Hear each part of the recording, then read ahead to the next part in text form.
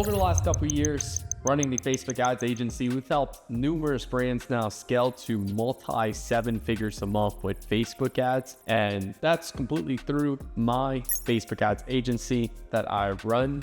And today we'll be going over pretty much my process that I follow when a new client comes to the agency to be able to deliver them the results and being able to scale the brand forward. So with that being said, let's dive into it. So anytime client comes on board, usually we'll just kind of start off first with just like the general sales process of my agency. I get all my clients from YouTube, so just videos like this, people literally click the link below and they book a discovery call with me. And that discovery call is with me because I do make it to where people only who are my perfect client criteria can book that call. So you have to be doing at least $100,000 a month in revenue to be able to hop on that call. And if you book that call with me and we hop on the call and you're not making that amount of money, I will just literally end the call right then and there. So just don't even try bothering. But yeah, they'll hop on that call with me, and usually that first call right there for the discovery call, this is just going to be basically me kind of diving into their business, asking them questions relative to,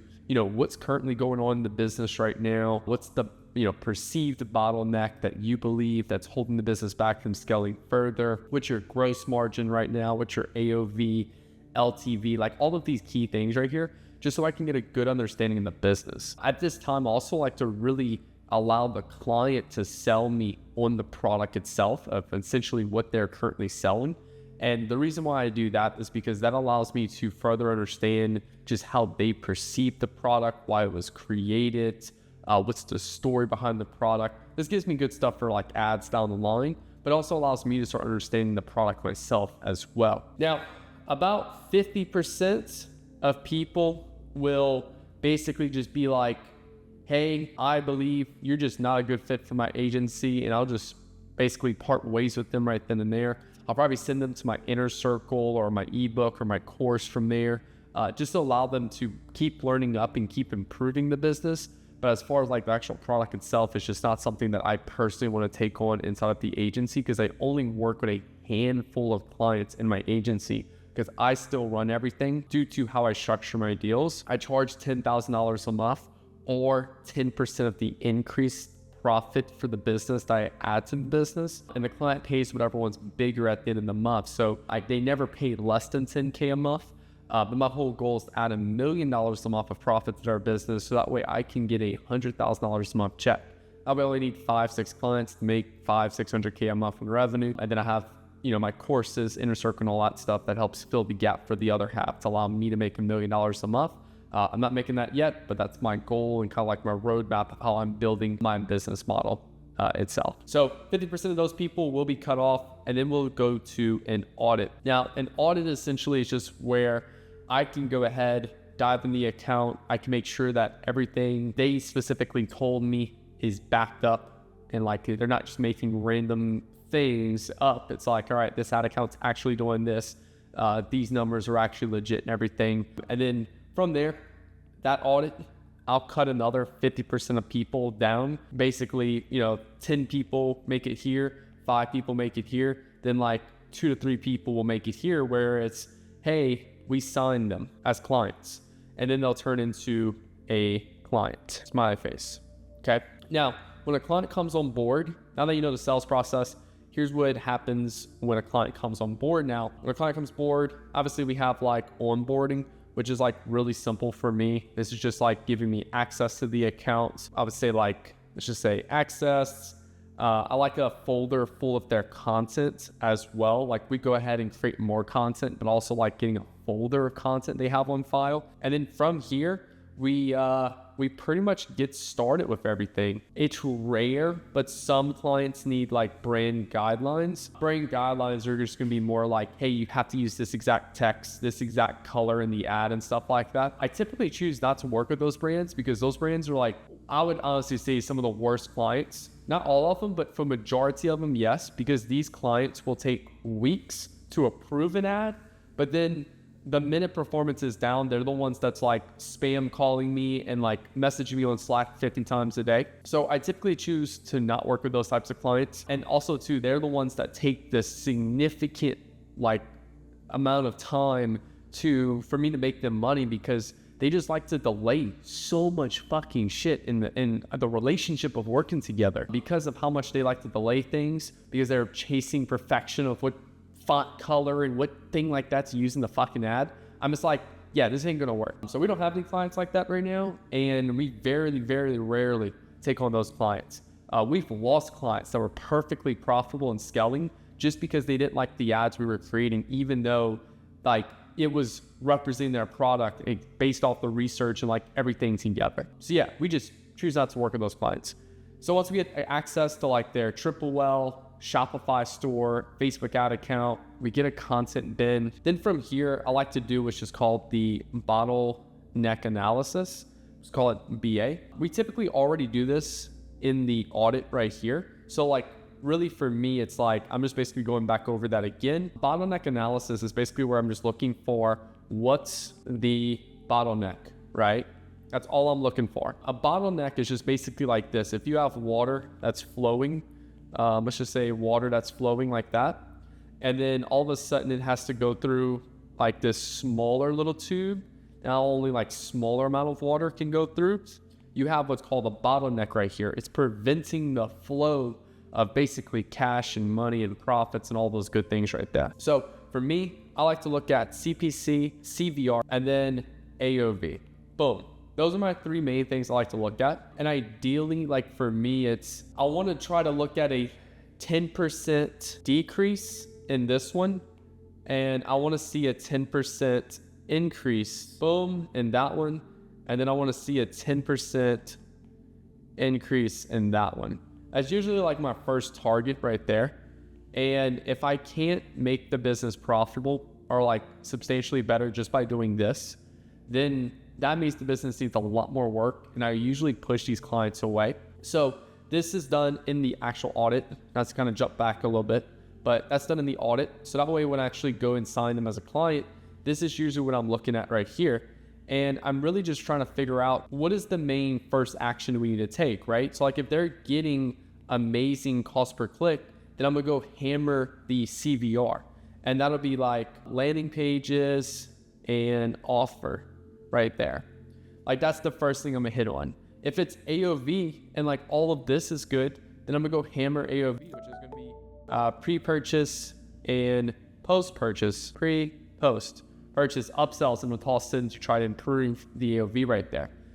So realistically for me, it's just first understanding what's the bottleneck and then going to take aggressive action on that, building out the landing pages if conversion rate's bad, improving AOV if AOV is bad. If cost per click is bad, then like I'm gonna go hammer that. Now, for me, usually in most cases, it's kind of a mix of everything that we need to improve on.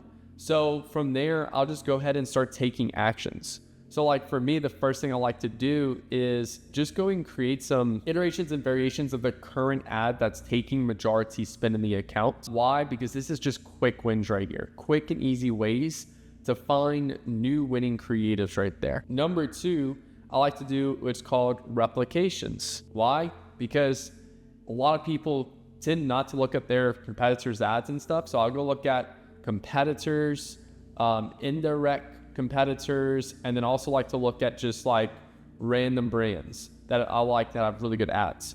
And then all I'm gonna do is replicate their ads that with one unique thing. So I actually learned this from Mr. B specifically in the way of he approaches his content. I attended what's called Vid Summit back in 2024 in Dallas, Texas. And one thing that Mr. Beast's team said was that, hey, we do not create anything original in terms of ideas. All of our ideas is based off content that's already working on YouTube. The only thing we do is pick those things that's already working and we just do one thing differently.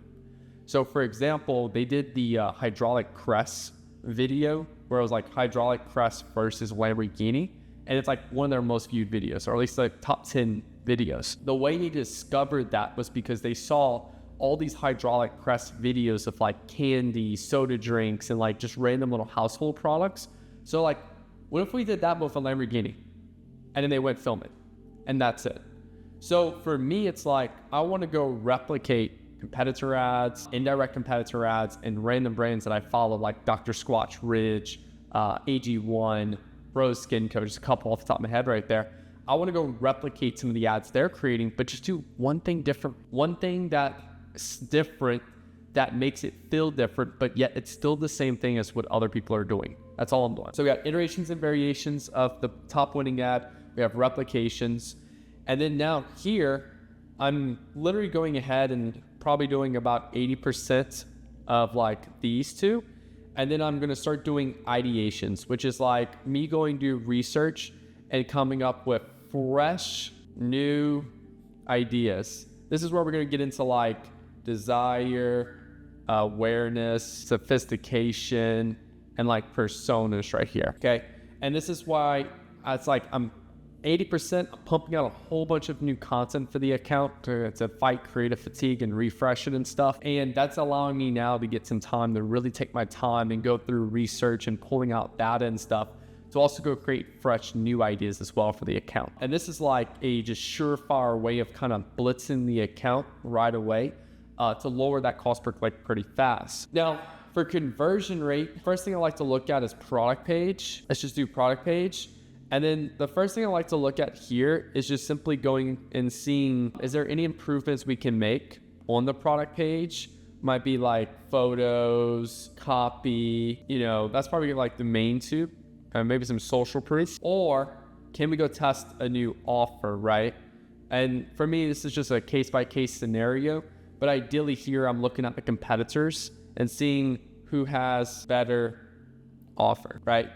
That's the next thing I'm looking at. Because that's also a big thing right there is that like if you're in a competitive market and like 10 people are selling the same product and you have the worst offer, you're going to struggle to scale really bad. You'll see a lower conversion rate, all that stuff. There's also been product pages that we like look at and they're like, this product page is horrible. So before we start testing landing pages in terms of like ad tutorials, listicles, and all that stuff, we'll go and look at just tweaking the product page. Here, number 5, this is where we start getting into landing pages and building out things like listicles, ad tutorials. And this will just be a mix here. It might be based off the winning ad, where I'll literally just go duplicate the winning ad and change the landing page. Or this will be totally new idea, where I'll launch a new advertorial with fresh new ads. I don't use the winning ad because it's a totally different angle. I can't stand, like, I don't know how many times I've answered this in the comment section where it's like, oh, well, if I'm testing a new landing page, do I use the winning ad? I'm like, only if the messaging is congruent between the two. But if you're testing a new landing page and the messaging is for something completely fucking different than your winning ad, then guess what? You got to test a whole new ad with that as well. And then lastly, this is where we'll focus on AOV, where for me, it's just like, pre-purchase and post-purchase that I'm going to be looking at here. And my big thing here is like for pre, I'm looking at what products that go with products. Boom. So if I buy an iPhone, what products go with an iPhone? And then post, this is going to be products that better satisfy desire. So for example, for pre, products that go with that thing, post-purchase is going to be what are other products we can upsell people on that help better satisfy their current state right now. So for example, you come into like my education program for pre-sale, you buy my ebook, and then it's like, maybe here are 3 or 4 things that go with that ebook. Maybe it's like, I don't know, like 2 other PDFs. One's like writing books, but like the extended volume. One's like creatives that are currently actively working now. Just like 3 little, like small little upsells to go with that PDF. And then post-purchase, I know you're trying to get better at ads. That's why you bought the book. So then it's like I upsell you on like a full course that's like 100 lessons, that's detailed videos of how to do everything in the ebook. So that's upsell number 1. And then like upsell number 2 is like you actually doing one-on-one calls with me and everything, where it's like, you get my direct feedback and everything. So I'm just giving them higher ticket ways to better satisfy their current desire that they came into the table with. So that's the thing I like to do for AOV right there. And yes, it still works for e-com and all that good stuff. Let's just say, for example, people come in, they want to quit potty training. They want to better potty train their son, for example. Then it's like, all right, what products go with the first product I give them? And then post-purchase is what are completely opposite products that can better help satisfy their desire of potty training, get it done quicker, all of those things like that. But yeah, so this is pretty much it from here. And then usually from this, it's just like, we just do this and start breaking this up by like weeks, where like each week we take massive action on something, and it's usually going to be on like a certain bottleneck, right? So like week 1, we might test a ton of creatives, right? Week 2, we may do another batch of creatives because like the first batch didn't work. Then it's like, all right, cool, we found some new winning creatives. It's starting to move in the right direction. Now we're going to aggressively test landing pages. Oh, we found a new landing page. Cool. Week 4, let's focus on AOV now. And maybe we do like a couple weeks of AOV because it's just taking longer to go through. Boom. Then we just get that done, right? Then maybe week 7, we go back to creatives, right? Like it's no like perfect order. What I like to say for me is just I take massive action on the bottleneck, I get that solved, and then I go to the next one, whether it's CVR or AOV. And then I'll come back to creatives if I need to. And that allows us to rapidly scale a lot faster versus, you know, this like little small increase over time right there. This is why we don't just do creatives anymore. We used to like just do creatives, but then once I started to see the full business and realized how a lot of the clients we're working with, it wasn't even a creative problem they had. It was an overall business problem with like a lot of small cracks in between these things. And that's essentially what we did to further improve things. But yeah, that's how we work with clients. That's how we help clients scale to over $30,000 a day with Facebook ads and everything like that. If you're interested inside of the agency and me coming to do all this for you and stuff, click link below to have Nick Theriot run your ads. If you're not making 100K a month and you'd love for like my help and everything, then click link below to have Nick Theriot mentor you, where I literally hop on one-on-one calls with you and go through your ad account and help you improve the performance in your ad account so you can scale further without like actually paying me the 10K a month for the agency. You only pay me $1,000 a month for the inner circle right there. Thank you guys so much for watching. Hit the like button, hit that subscribe button for new videos every Monday, Wednesday, and Friday. I'll chat with y'all later. Peace.